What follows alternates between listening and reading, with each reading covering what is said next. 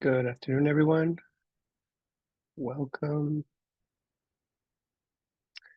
Welcome to Developmentally Appropriate Practices in the Preschool Classroom. My name is Jorge Ramirez, and I will be your host for today.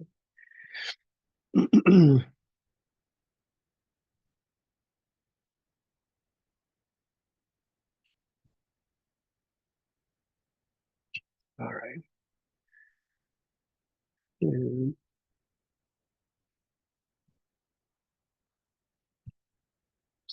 Let's go back. So, like I said, my name is Jorge Ramirez, and welcome to Teach for LA 2025 Developmentally Appropriate Practices, and also known as DAP. My area of research is in social emotional development in preschool children. Within that, I've also found fascinating the application of developmentally appropriate practices and dive deep into what that means in the preschool classroom and what we are currently doing in the classroom to what we can do to help children build those strong academic foundations for long-term success. On this slide, you will see a QR code. If you want to connect with me via LinkedIn, that'll take you to my profile. Please send a request. We'll gladly connect. If you would like a copy of this presentation because it applies to you, you like it, please send me an email. My email is listed there on the title slide. Part of my titles is I am a doctoral student at Pacific Oaks College. I'm researching in early childhood education, specifically social and emotional development or emotional intelligence in young children. One of my many roles is I teach at the higher eds, including Pacific Oaks College, Cal State LA, and East LA College. I teach early childhood education, child development. I'm also a master teacher at Pacific Oaks Children's School. That has been an amazing journey to work in a school that really fosters child development, really focuses on child-centered activity using an emerging curriculum that facilitates children's interests. I'm also a mentor for USC, my alma mater, Cal State LA, my alma mater as well. Rio Hondo, Pasadena City College, Pacific Oaks College, and I'm a mentor for the California Early Childhood Mentor Program. One of my recent roles is to be a consultant in early childhood education. So again, if you would like to have more conversation about this topic, or if you attended my previous workshop and you want to have conversation in that, if you just want to have a conversation about your possibilities in the field, shoot me an email or scan the QR code and let's connect. So how are you feeling today? Anybody want to share? How's your day going?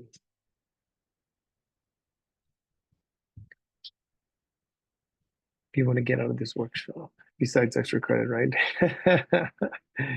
And how can I help you with this topic? Good. A lot of us are doing good. Good so far. All right.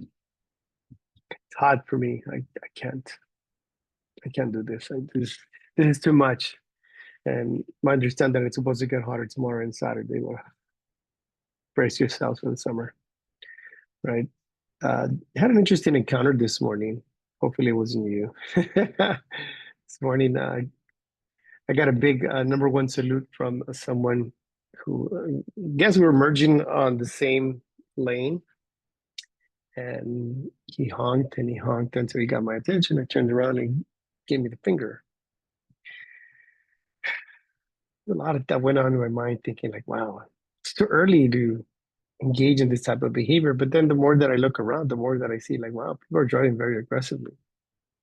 And a lot of it, I think, has to do with the norm of society in today's day and time. How do you respond when someone cuts you off? What do you do? If anybody tries to cut me off, I always say, go ahead, just don't hit my car. Get in front of me. You're going to be stuck in traffic with me. So it's all good. It's all good. You know, what I really want out of this workshop is hopefully a shift in your mindset about what we do in the preschool classroom. I was having this conversation with, I'm part of an advisory, 3 different advisory committees. And one is East LA College, one is Glendale College, and the other one is Cerritos College. And we were talking about developmentally appropriate practices. Um, in a side conversation that I was having with one of the committee members was the idea that preschool or early childhood education is a diluted version of kindergarten. And as an early childhood educator, it just strikes a nerve when I hear that because it's not a diluted version of kindergarten. We're not preparing children for kinder alone, we're preparing them for life. It's sort of like if I were to expect for my community college students to write at a master's level and hold them to that expectation. It wouldn't be fair. It wouldn't be equitable to them. One, because I haven't taught that. And two, it's not an expectation for them to understand that yet. Some of my community college students might not seek a master's degree, and that's okay. But why the expectation of a certain level when they're not there yet? And that's where the frustration comes in with preschool is it shouldn't be a diluted version of kindergarten. Now you have programs like transitional kinder or early transitional kinder. And there's that conversation of, well, maybe we should just dilute this curriculum as well. And that's a big mistake, again, because it's not the same thing. It's two very different developmental milestones that children are going through that you're expecting them to do unreasonable things. And that's part of the conversation that I hope that we're able to discuss in this workshop. Uh, if you would like more guidance, more conversation about it, shoot me an email and we'll connect. So I'm curious to know your perspective. What is your perspective of early childhood education?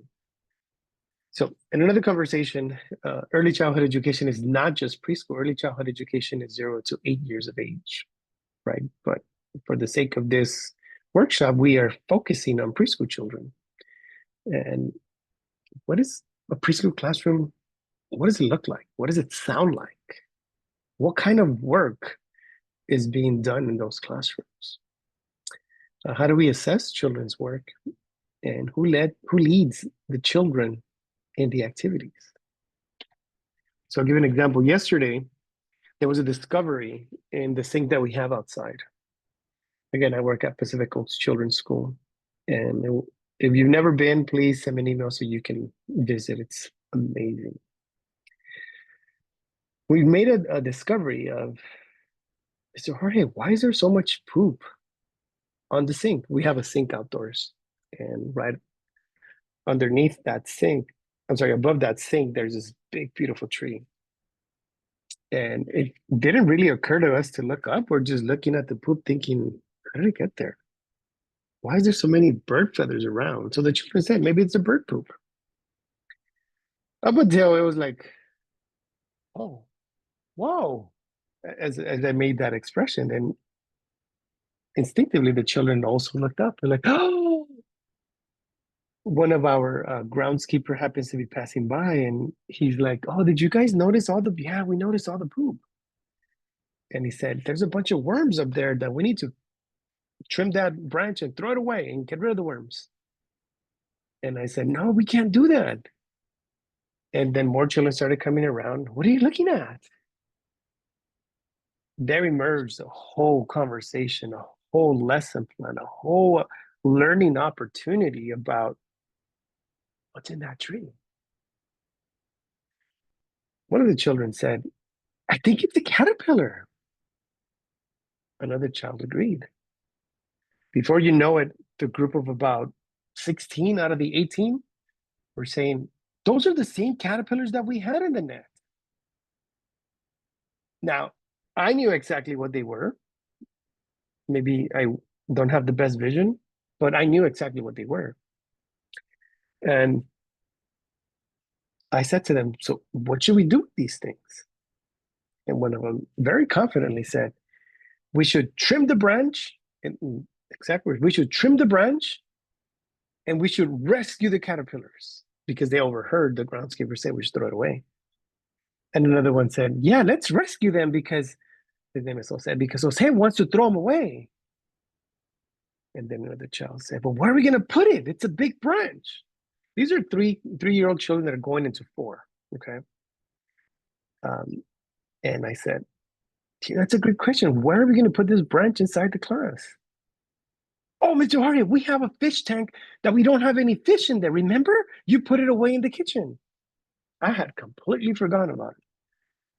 I said, well, let's go look for it. So half of them are following me, the other half, well, I'm going to stay here so Jose doesn't throw in the trash because Jose already said to get rid of the worms. Went inside, came back with the fish tank.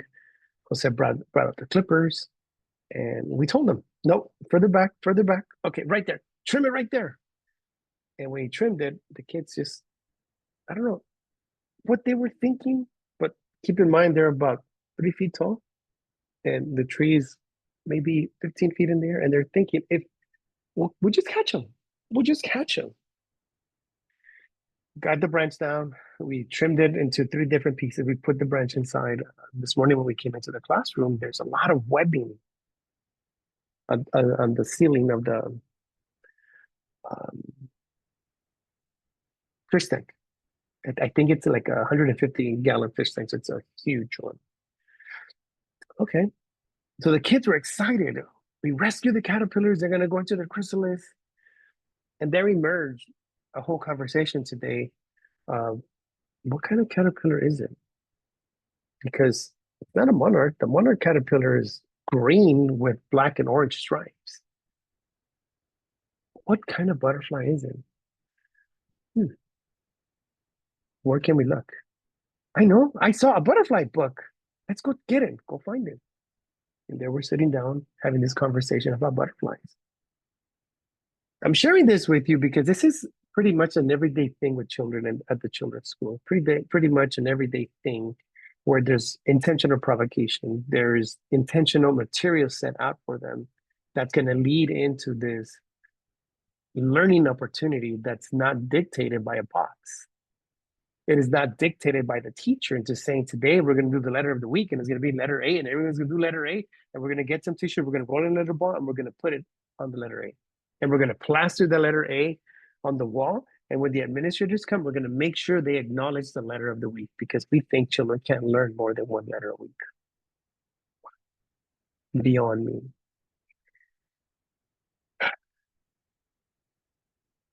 Developmentally appropriate practices, which has been pretty much trademarked and advertised by the National Association for the Education of Young Children, known as the NAAYC.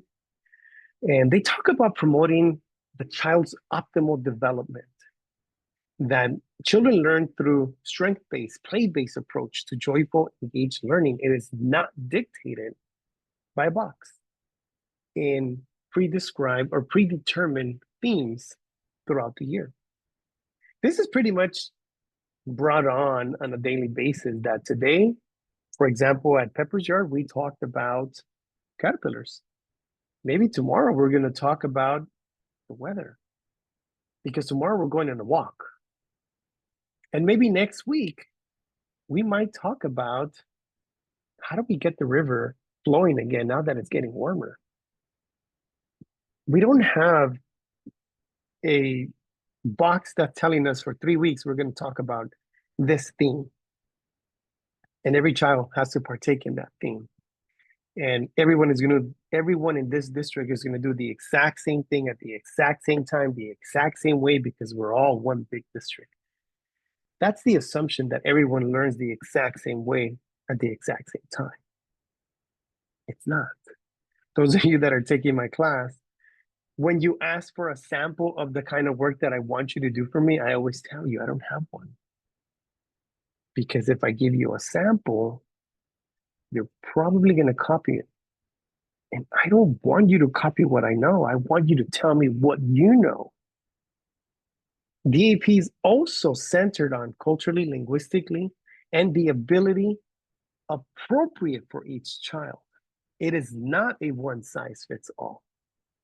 It is tailored specifically to the child. So if I am very adamant about my children writing their name because I want them to be kindergarten. So guess what I'm going to do? I'm going to have my assistants get a name strip and in yellow highlighter, write the child's name. And then we're going to give that paper to Jorgito and we're going to give him a black pen or a black crayon and we're going to have him trace his name. And we're going to say, yes, Jorgito can write his name. That is not developmentally appropriate because Jorgito doesn't have fine motor skills. He doesn't have hand-eye coordination. He's not using the finger grip on writing tools. He's using the fist grip. And he can only use the thick chalk, but you're not using a thick chalk to write their name. You're having them use a very thin, fine pencil. Guess what's going to happen? You're going to, first and foremost, you're going to lose Jorgito. And second of all, he's going to generate this resentment to his work. And he hasn't even begun kindergarten.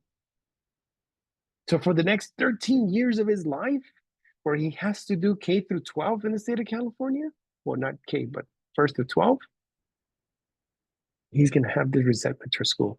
That's a true story. That's what happened with me. Not in kindergarten, because I didn't go to kindergarten, not to preschool, because I didn't go to preschool, but in my first grade class. I didn't know a word in English, but the teacher was having me do these reading comprehension. What I would do is I just like, okay, I started copying. If that is your objective to have children who copy, by all means. But I know that in our field, we pride ourselves in developing children.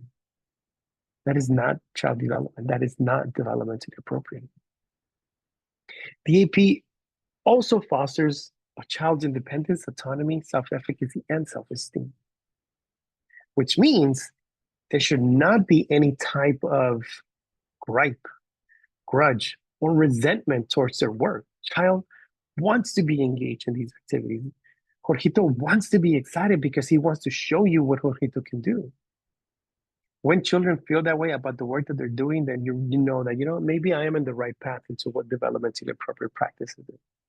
Again, this is not a knock on any school district, any prescribed curriculum. This is what developmentally appropriate is.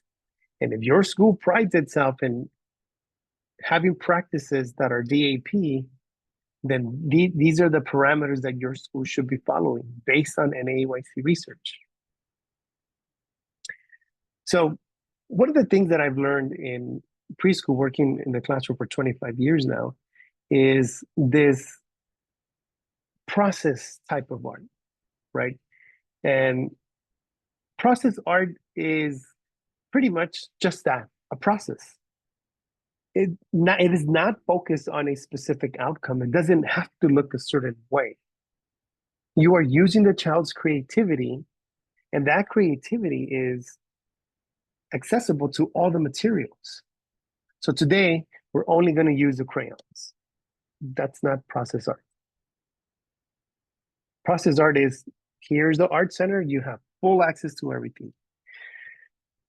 One of the things that really strikes a nerve is when I hear teachers say, and they get the glue, and they'll say, ...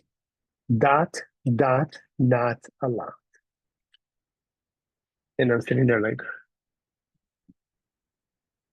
well, why don't you let the child use the glue and help them start to develop this awareness of boundaries, of quantity, of limits? Why do you have to do it? Because they're going to make a mess. Yeah. They are, because they're children. They are because they're learning. We as teachers, as educators, it is our responsibility to provide those parameters. You ever had a child sitting down at lunch table and accidentally spills their drink? And the tears start flowing. Oh my gosh, the world is crumbling down on me. I spilled my milk. It's okay. When I see children behave that way, and it's very common, it's usually an indication of this has happened before, and the response that you got from the adults that were around that situation wasn't positive. That's why you're behaving this way. So you're thinking that I'm going to respond the exact same way that they did. Not in my classroom. Process art And art, from the moment that we open the door to the moment that the last child leaves, all art material is available to them. So here's where you get creative. To make a DAP, you only put out specific materials that you want them to use. So if you don't want them to use glue, don't put it out. But if you are ECHRS compliant, you have to have glue accessible to them. Another one is scissors. You guys have scissors here?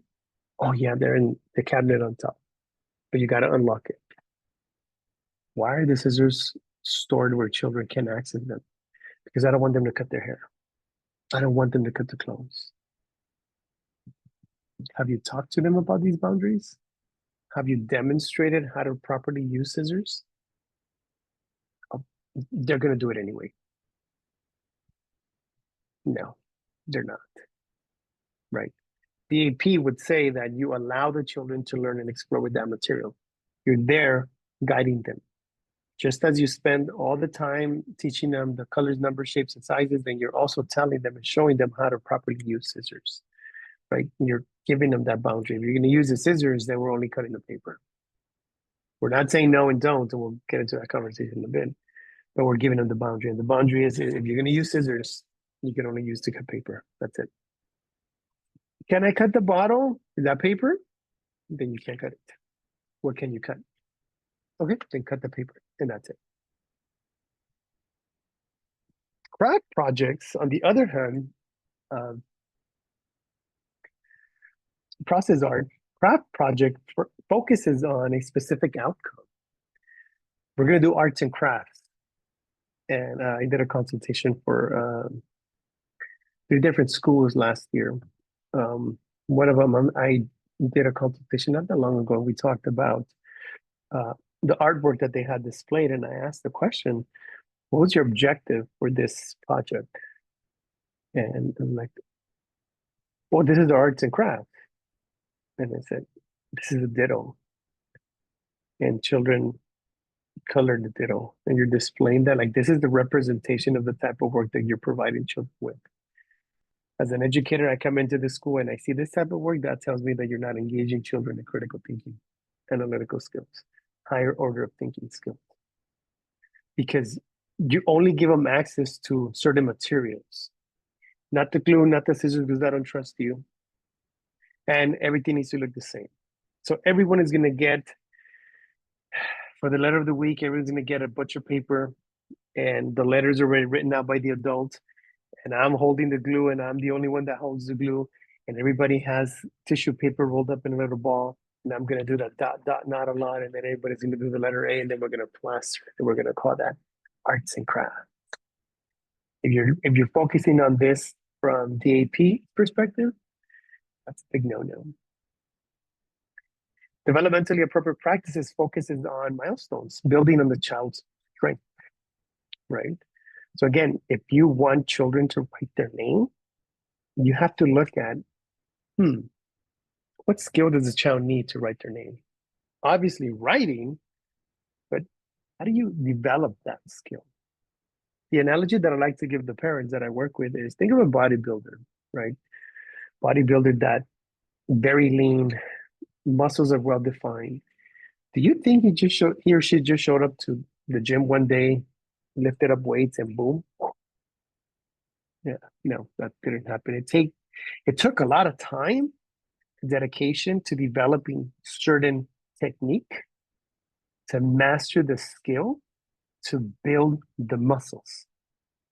The same thing with writing. So I tell my families, have you ever noticed our sensory table, how there's always something that they get to play with? That's fine motor skill. That's hand-eye coordination. Because I understand that when they transition to the classroom next year, they're going to be doing a whole lot more writing. So here in this classroom, we're not focusing on writing. We're focusing on developing the fine motor skills, the hand-eye coordination, the muscles in the hand, to manipulate small objects that then they can help them grasp the writing tool, right? So we understand what we are preparing for in these children, and we intentionally set up the environment with manipulatives, with stimulating toys.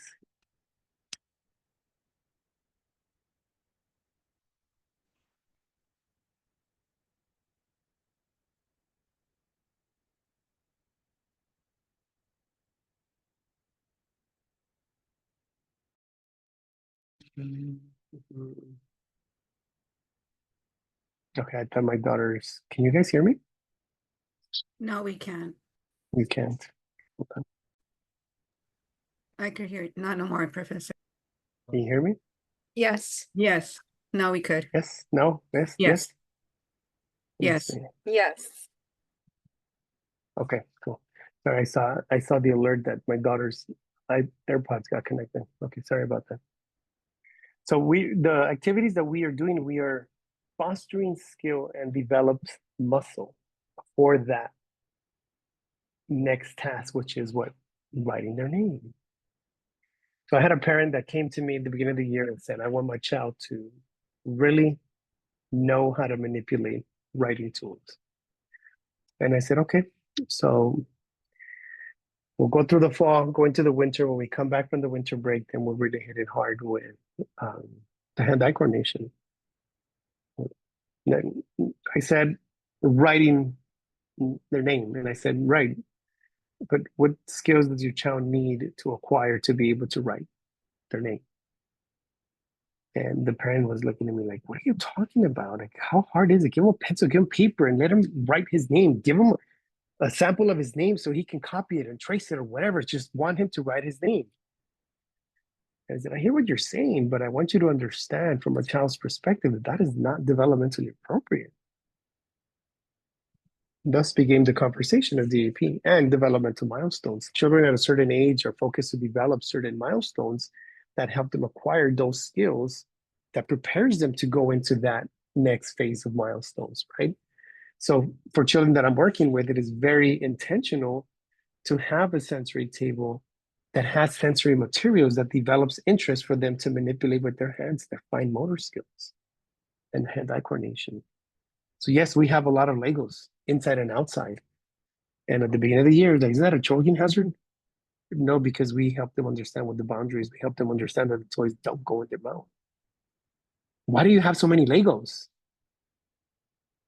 Because it helps them to manipulate their fine motor skills and hand-eye coordination, which helps them write. I feel like a broken record sometimes, repeating over and over, but that's okay because I understand that parents that come into my classroom might not have that expertise.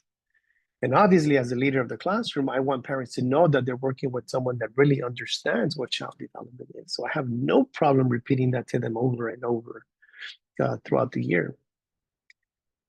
Appropriate. So what's appropriate? Well, according to DAP, when an activity is appropriate is when it's child initiated. Teacher directed activities, I know they're necessary and I get it, but it shouldn't take the whole program. I worked with a group of teachers one year, and when the children would have nap, when I would work in a full day program, it was always, oh, we have to plan. And I would tell them, okay, what do you want to plan? We have to cut the templates, and we have to cut this, and we have to prepare that. And I said, why don't you let the children do that? And to them, it was like, but then what are we going to do? You're going to document. You're going to observe. You're going to give me your analysis based on the child's behavior so we can then plan accordingly for the next step in their development. Can I just cut the shapes? No, you're not cutting shapes. That's a child's job, right? Child-initiated work is through provocation. Children have to be interested in what you have set up. So then they want to learn about that. And then they start developing those skills that helps them implement those skills in writing, for example. Another aspect of appropriate practices focuses on children's abilities, not a one-size-fits-all. I remember as a child, as a student, where we would get a paper, a picture of something, but it had like different lines and it had an equation, right? And if you got a specific answer, you would have to go look at the legend, and the legend will tell you this answer has to be this color, right? That answer has to be that color. Look, for example, at my backdrop. So red, if you had number 3 in the equation, then the red would be number 3. And then if you had a 12 would be white. If you had an 8, that would be yellow. And if you had a 1, that would be blue. So as you're doing these equations, you're coloring it in. And then when you're done with it, you're like, oh, this is what it is. Everybody did that. So you know what I would do? I would wait. I would look at the picture because it was all blank. You would just see the black outline. And I would look at it and I would study it. What do I see? What do I see? Oh, I think I see something. Let me see what it is. I'm gonna do one equation that's in what I think it is. And if that's the answer, that same answer is gonna be for all the other things around it. And I would do it. Would not care about the equation. Would just care about figuring out how am I gonna solve this to make sure. And everybody did the same thing. I then caught on to those kids that were always very excited to do it and were overachievers and do it real quickly. They would finish it. I would just look at them, not to copy their answers, but just to look at what the design was. And then look at mine and see the design and then just color it in and be done with it. One size fits all, right? According to DAP, it's based on the child's ability. This is differentiated instruction. As educators, doesn't matter what grade you teach, you have to know how to differentiate your instruction. When a student comes to me, one of my college students says, hey, you know what? I need an extension on the assignment because I couldn't focus. I couldn't understand this chapter. It was a lot of triggering, whatever it was. 100% of the time I would say, okay, take the time, let me know when you're done. Because I understand that it's not a one size fits all. There's boundaries that come with that, right? But it's not a one size fits all. Another aspect of appropriate practices talks about authentic work versus Pinterest versus Google versus social media. I strikes a nerve when I hear teachers say, oh, I'm so creative. Look at what I did. I saw it on TikTok. So then you didn't create this. You got it from someone else. And you call yourself creative. It's not a knock on anyone, but according to developmentally appropriate practices, it needs to be authentic work. The child has to have the opportunity to do what they want. Maybe their flower is purple and not red the way you want. Maybe they don't want to do a flower. Maybe they just want to do leaves. Maybe they don't want to do leaves. Yes, there are some parameters, there are some boundaries that you have to have with children. But again, if you're focusing on what NAEYC suggests of the AP, you have to be willing to be flexible with your teaching practices that is authentic children's work, not a one-size-fits-all approach.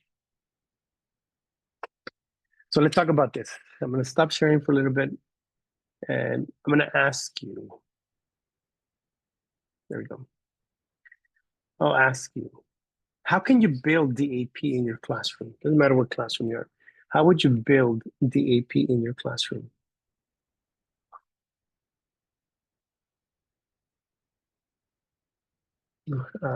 Samara said they assess my children's Head Start program by writing different reports on observation. They notice each child. Then they set goals for the parents and children to achieve together with their teacher. I'm assuming this was back at the beginning about assessment.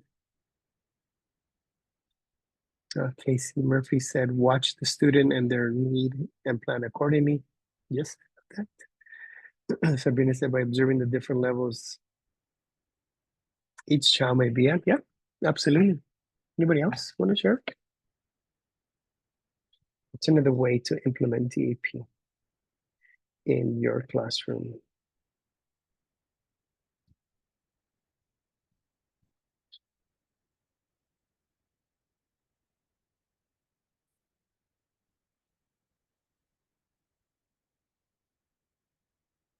I love that. Yes. Mariela, allow autonomy in the classroom by listening to a child's interests. Ellie said, embracing each child's interest. So here's a question for you. What if you work for a school district that has a prescribed curriculum that says this week you have to do this lesson. On this day you have to do this small group. How can you change that to be DAP? You see what did Mia say? Mia said, for example, if I'm having a project on different countries, I should let each child pick one of they're interested on, curious or about, and I choose it for them and make them do a specific one. I love that idea. Yep. Sarah said, make it interactive. How do you make it interactive? Yeah, at least you tailor it specific to your class. Yeah. Sarah, I'm curious to know, how do you make it interactive?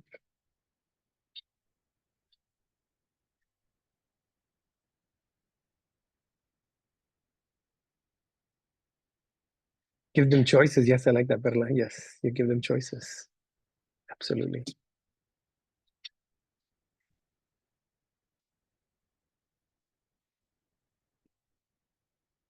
So it can be a challenge to incorporate DAP with the prescribed curriculum, but let me tell you, it's not impossible.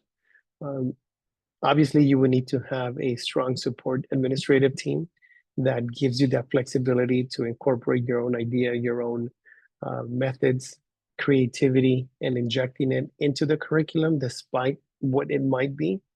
But you have to know how to creatively understand where children are and understand that children at a certain age require certain skill building tasks before they're able to achieve that. Let me see, Anna put, having related to their interests and their level. Yes, love that. Christina put, replan the whole lesson appropriate. Yes, that's a great one. Mia said, if a child is more verbal instead of being strong in a written essay, I could have them recite the answer. I should help them play to their strengths because just because they struggle with the form of assessment they're doing doesn't mean they don't understand the curriculum. 100% agree with you. Rolanda put one who grew up watching PV Playhouse, and one thing I remember was taking a topic and making it fun and adaptable, like creating an indoor safari, applying the lesson within that safe space. Yeah, that sounds very, very creative. Sarah, I saw your hand. Where'd you go? Hi. So the way I would make it interactive, I would review what the board is asking me to do.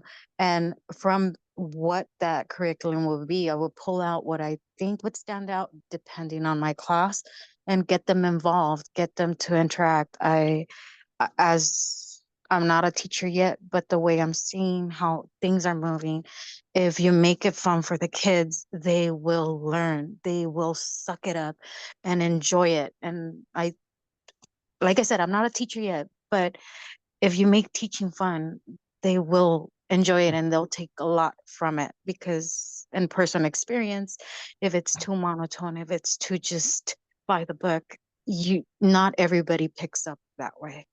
Not everybody learns that way. Yeah, I agree with you, and I appreciate that very much. That you really have to know.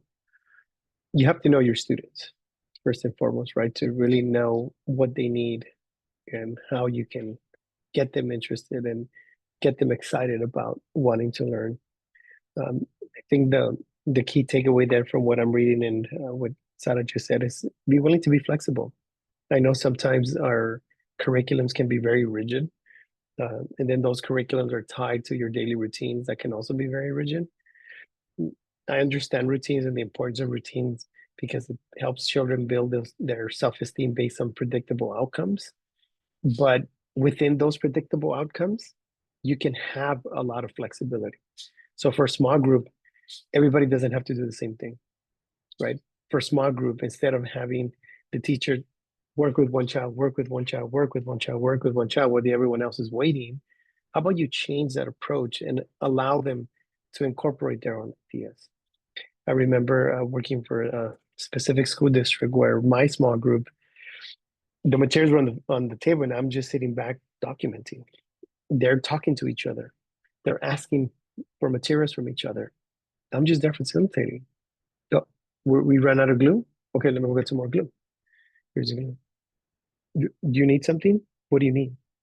Oh, Ask them, ask your friend. Oh, yeah, I think Jorgito wants to ask you something. Yeah, go ahead, Jorgito. Just straight up facilitating and allowing them to partake in their learning. Learning is multifaceted. It is. I really learned that. And the more that we allow that to happen, then the more likely that learning acquisition will happen in your classroom. And this is universal to all learning. Learning acquisition stems from building meaningful knowledge. What's meaningful to you? What's not meaningful to you? I'm into cars. I'm into sports. If you talk to me about things that I am not interested in, it's going to be very difficult for me to stay focused on it. Right now, imagine for a child that's 2, 3, 4, or 5 years old that doesn't have the attention span that I do. Good luck, right? Building meaningful knowledge helps you understand that the child comes to you with previous knowledge, and you're just adding tons of knowledge to their brain, right? You're giving them a whole different perspective, but you're also understanding that their perspective is just as critical because they come into your classroom already filled with that knowledge. You do that by using open-ended questions. Now, here's the challenging thing about open-ended questions is, what's an open-ended question? Does anybody know? Can anybody give me an example of an open-ended question? You do chat or unmute yourself.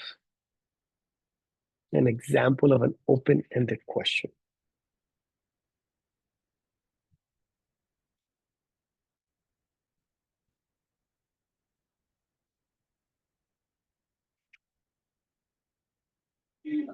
Like if you're leading an activity about colors or something and you ask, oh, what do you think will happen if we mix these two colors together? It kind of encourages each child to think and predict and express what they think instead of just kind of looking for a direct right answer. I like where you're going with that, Sabrina. So, well, let's analyze that first, and then we'll go into what Marini put on the chat. So Sabrina said, if you're working with colors and you ask the child, what would happen if you mix these colors, right? Now, there's a certain outcome that you're looking for, right?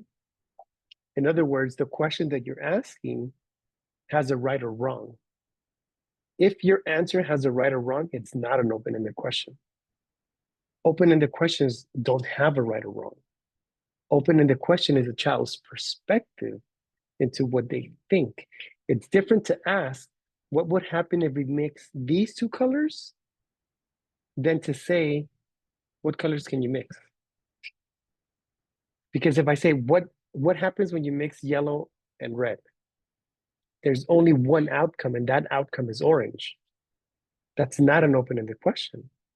If I give you the primary colors, red, yellow, and blue, and I tell you what colors, let me see, how can we make that into an open-ended question? What happens when you mix colors? I'm not asking you to mix 2 or 3. I'm asking you to mix colors. There isn't a specific outcome. Does that make sense? What Marini wrote, what does this remind you of? That's an open-ended question, because it can remind you of anything, and there is no right or wrong to that. If you're asking me what, first thing that came to mind was chocolate. What does chocolate remind me of? I can take that answer anywhere.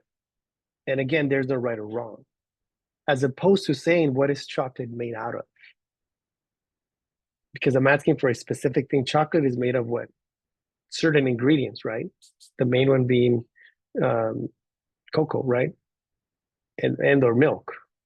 So that has specific answers. Then that disqualifies a question from being an open-ended question, versus what does this remind you of? Let me see, what's the other one? Ana Pineda wrote, an open-ended question allows child to give many different answers. Yes. Cristina put, can you tell me more about it? Yes. And Mariela put, how did you do that? Well, let's analyze that one. How did you do that? That referring to a specific outcome, then it has a specific order. Is that open-ended? Mariela? Yeah, yes, you answered your own question, right? It's not. Because again, it has a specific thing. How do plants grow? There's only one way that they grow, right? It's from seeds. The roots, the stem, the seedling, depending if it's a tree. There's only specific order, right? How can you create an open-ended question about a seed?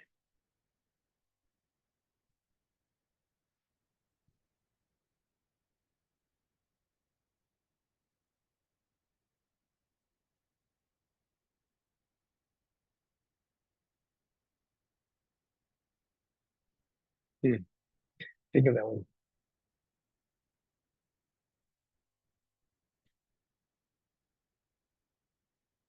How does count? Well, you're specifically asking for a feeling with a specific task, which is counting. Cristina, yes. What do you know about seeds? Yeah. What do you know about seeds? This can really hurt your brain. One of the classes that I teach at ELAC, students are writing lesson plans and they have to provide 5 open-ended questions, and this is where usually they create their errors because the questions are not open. Open-ended means just that. One of my assistants once asked me, what if your open-ended question is too broad and a child gives you something that's completely wrong? How do you correct them? And my response was, you don't correct it. You bring them back and you provide those guidelines. This is scaffolding, right?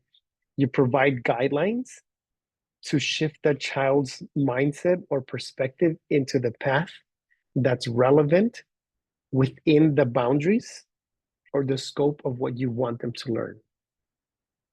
For example, what do you know about seeds? Oh, red's my favorite color.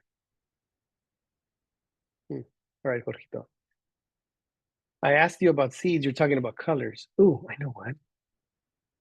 Is there a certain flower that you like that has red? I'm bringing you back, right? I'm not going to tell you, no, dude, I'm not talking to you about colors. I'm asking you about seeds. I don't like flowers. What? I'm not talking about flowers. I'm talking about seeds, right? So you have to find a way to creatively bring them back without shaming their curiosity or interest. DAP also and learning acquisition talks about hands-on approach, which is not a cookie cutter approach where you have pre-cut patterns for children to use, where you have everyone's going to use the exact same tissue and we're all going to roll it up in a ball. We're going to put it on the letter of the week. It's intentional activities, and these intentional activities provide the opportunity for the child to explore within. And some of them are going to look probably closely related to what you want them, and some of them are not. And that's okay. DAP says that you as a teacher, as a facilitator, you find a way to scaffold them back into your objectives that you want them to acquire, to be able to get them on track into what you want the outcomes to be. And the outcomes are not specific, it's based on their milestones. Your lessons need to be building opportunities with meaningful activities, which you all already talked about. Wait, yes, Christina, you elaborate on that. I was thinking, is that a question? Or no, yes, yeah, I read it wrong. Yeah, you elaborate on the child's answer. Or sometimes you could just repeat it back to them. Oh, I asked you, what do you know about seeds? And you're telling me that red is your favorite color, right? So then it's sort of like you're shocking their nervous system to think into back, okay, wait, let's stay here. And we use our differentiated instruction to bring them back into on task so they're able to understand. When children are given the opportunity to explore with their learning opportunities, you build autonomous children. Autonomous children tend to build emotional competencies. If you were in my previous workshop, we talked about emotional intelligence. Children that build emotional competencies through their work tend to have high self-efficacy and self-esteem.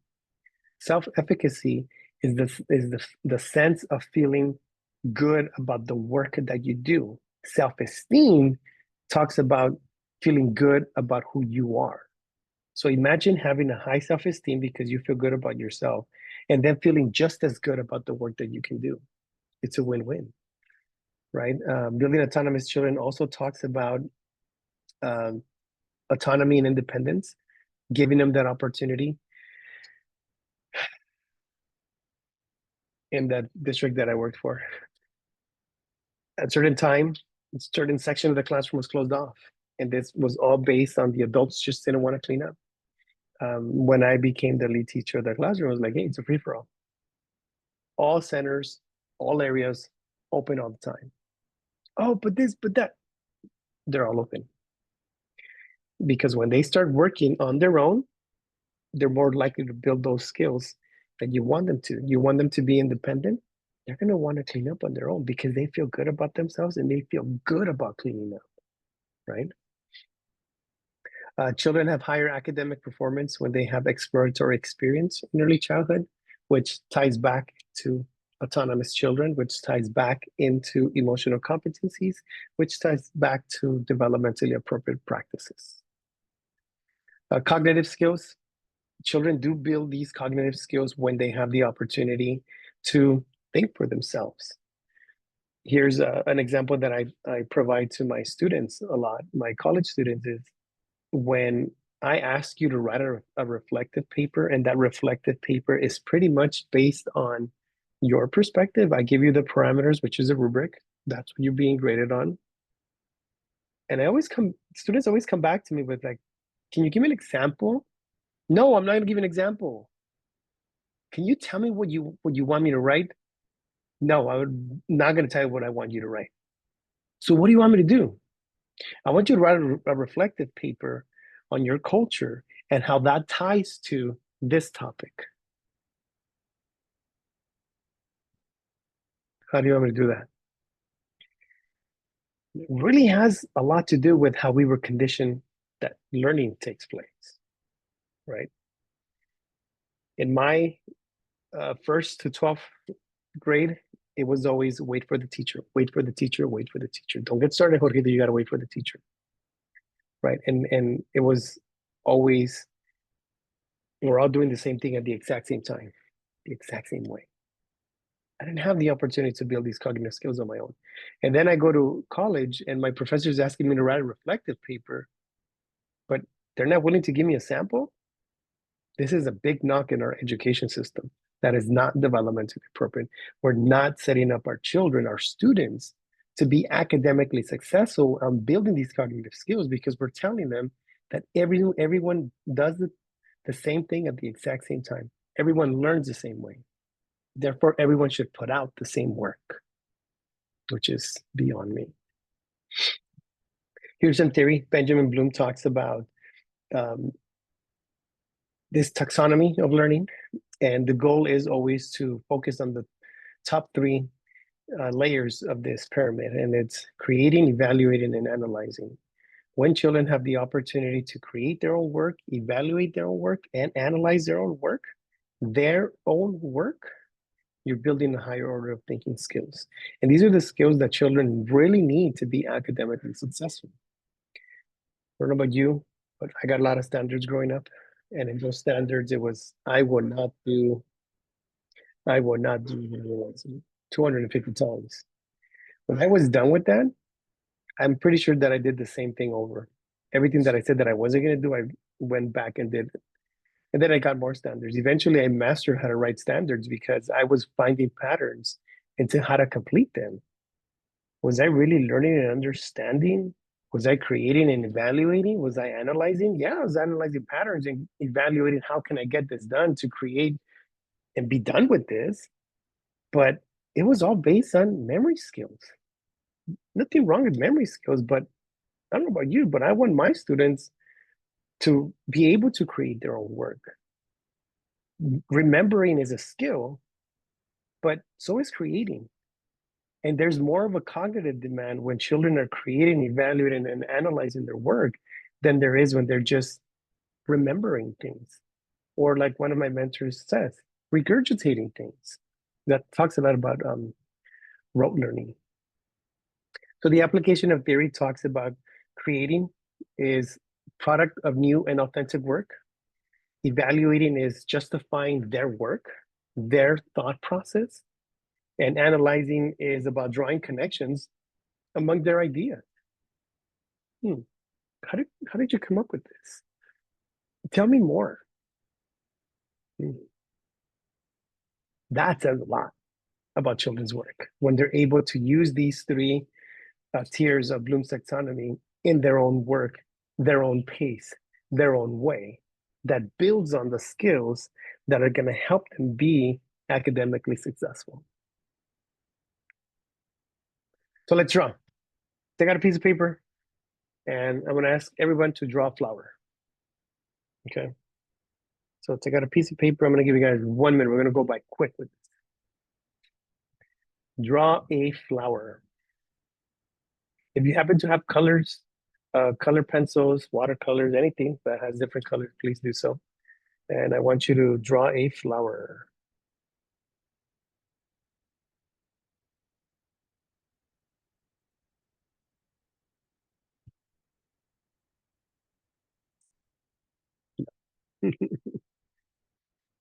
Draw a flower.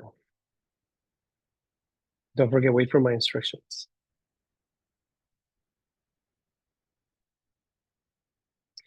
Okay, so we're going to draw a flower, but you got to wait for my instructions. So developmentally appropriate practice plus playing equals learning, right? So it's important for us to understand that DAP is part of play. There is no differentiation of we're going to play and we're going to work. In child development, it works together. Children's work is play, and children's play is work. In child development, in preschool classroom, that's exactly what it is. Children learn best through play. All of our research will tell you that their children's play is very intentional, it's purposeful, it's engaging, and it's fun. How do you build meaningful relationship with children? Play with them. Adapting DAP into your curriculum, be mindful of what you're doing and have a really good understanding of what the purpose is. When you know what your purpose of that activity is, differentiate instruction comes so easy to you because you know that Jorgito can do this, you know that Brie can do that, and you know Joy can exceed in certain things. So there's one task, but it's going to be different for each one. The process is going to be very different. The outcome is going to be very different. And that's okay. Even if the letter of the week, and because you have to do it, maybe the A doesn't look like an A. And the A is meaningless to Joy because she doesn't have an A in her name. But it means a lot to Brie because she has it in her name, Brianna. And to Jorge, it's pointless. There is no A in my name, right? But what does differentiate instruction talks about that? And we'll get back, we'll circle back with the letters. When you're doing your lesson plan, be flexible. Don't try not to be so rigid. It always helps when you know what the next activity is going to be. So when you know and understand what their activity is going to be, then you find ways to understand what it is to be able to differentiate it. Then you're mindful of what you're doing. So the little boy. All right, I'm gonna stop sharing. And anybody want to share their flowers? So here are your instructions. Your flower has to be red. It has to have 8 petals. It has to have 2 leaves and 1 green stem. Would you consider that to be DAP?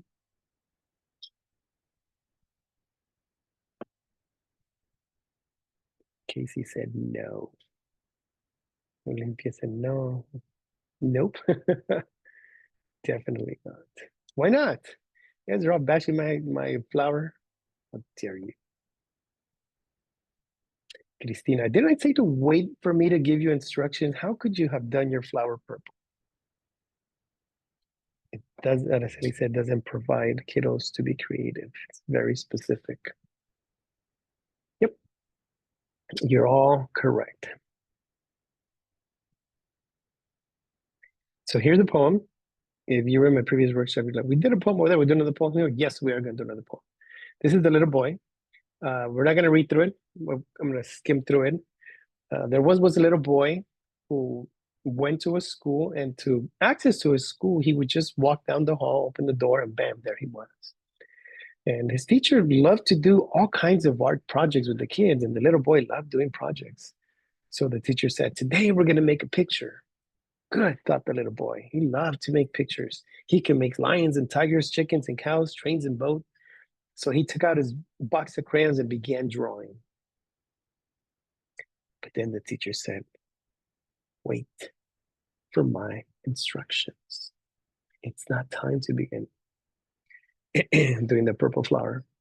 Now, said the teacher, we're going to make flowers. Good, thought the little boy. He began to make beautiful ones with pink and orange and blue crayons and purple. But the teacher said, wait, I will show you how. So she drew a flower. It was red with the green stem. The boy preferred his own flower, but he had to follow what the teacher said. On another day, the teacher said, today we're going to make something with clay. Good, thought the little boy. He liked clay. He would make all kinds of things with clay, snakes and snowmen, elephants and mice, cars and trucks. He began to pull and pinch his ball of clay. But the teacher said, wait, and I will show you how. She showed everyone how to make a deep dish. Now you may begin.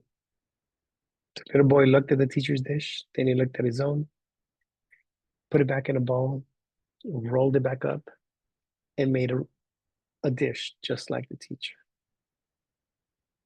Pretty soon, the little boy learned to wait and to watch and to make things just like the teacher. Pretty soon, he didn't make things of his own anymore. Then it happened, moved to a different city, moved to a different school. He had to go up some stairs to get to his new class. When he got there, the first day, the teacher said, today we're going to make a picture. Good, thought the little boy.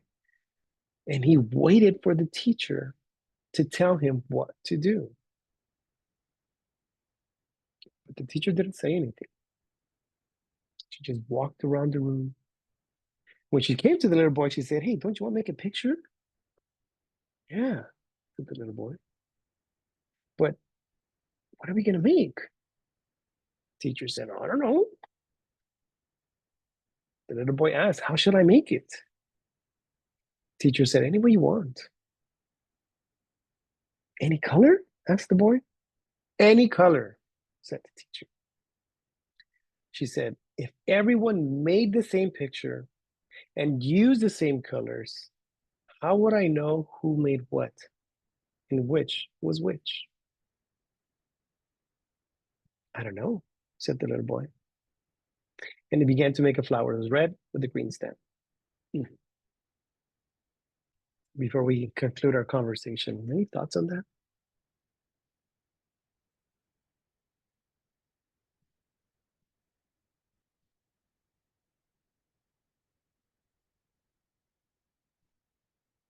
Feel free to unmute or use the chat. Mariela, go for it. I just feel like I had recently I had a class, after school class, with a couple of third graders, and I had them do I went kind of out of like the curriculum that was set by my host side. We were supposed to do science courses, but instead I decided to do kindness rocks to kind of let them be creatively artistic, and I let them use any like type of paint that they wanted to do. I didn't set like a specific design or examples because I didn't have any. I just gave them sort of like some examples that I did in school.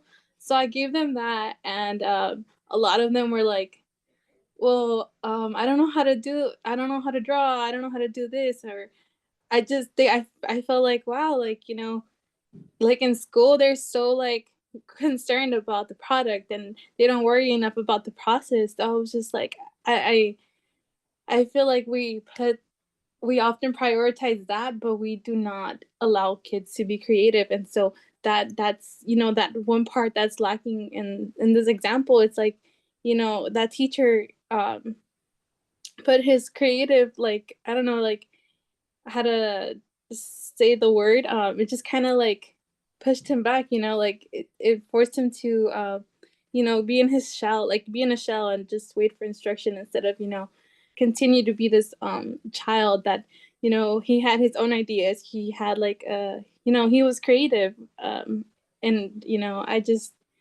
feel like we do that a lot with our youth instead of pushing them to be creative. Yes, thank you for that. My final question to you is, you want to be like teacher number 1 or teacher number 2? That is for you to decide.